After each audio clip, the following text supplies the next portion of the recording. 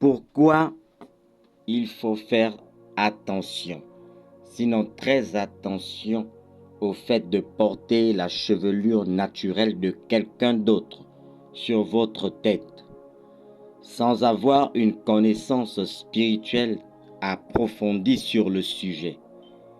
J'aimerais vous dire en prélude que par un cheveu naturel d'une personne, on retrouve tout l'ADN de la personne, toute la marque génétique de la personne, et que de deux, le chakra coronal d'un être humain est au niveau de son cerveau, donc sa tête. Et donc, comprenez que lorsque un sortilège ou un envoûtement est effectué sur la base du cheveu naturel de quelqu'un d'autre, mais que vous portez sur votre tête, l'influence en rapport avec la personne d'origine à qui appartient ou appartenaient les cheveux naturels peut être si profonde à cause du fait que le cerveau est la porte d'entrée et de contrôle de tout notre être, de tout notre psychique. Donc si un mystique ou une entité hostile a décidé ou décide de frapper un jour la personne d'origine dont les cheveux sont à l'origine et que vous portez sa chevelure sur votre tête, si vous n'êtes pas épargné par la grâce, les conséquences sur vous peuvent être très terribles.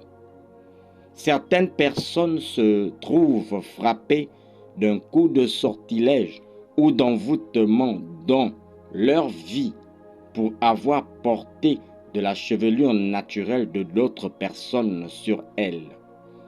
Il y a en Afrique plusieurs personnes qui marchent folles dans nos rues et qui sont restées folles même pour avoir porté un jour la chevelure naturelle de quelqu'un d'autre et qui ont eu ou ont pour partage des influences ou des conséquences maléfiques d'une personne qui, par exemple, a été frappée en Inde, mais dont la folie s'est répercutée en plus chez une femme en Afrique.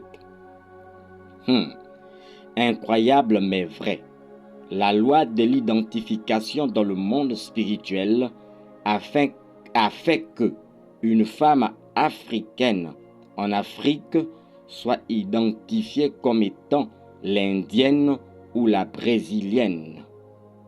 Eh oui, car pour avoir été identifiée et géolocalisée avec toutes les informations ou toutes les coordonnées propres à la femme indienne, le drone mystique programmé pour frapper est allé frapper non seulement la brésilienne, mais aussi la femme africaine quelque part en Afrique.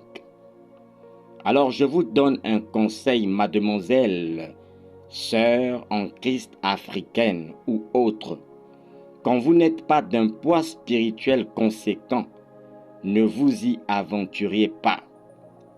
Oui, au mieux, ne portez pas du tout ou jamais des cheveux naturels d'une femme quelconque issue des noms des continents en rapport avec ces femmes que j'ai citées.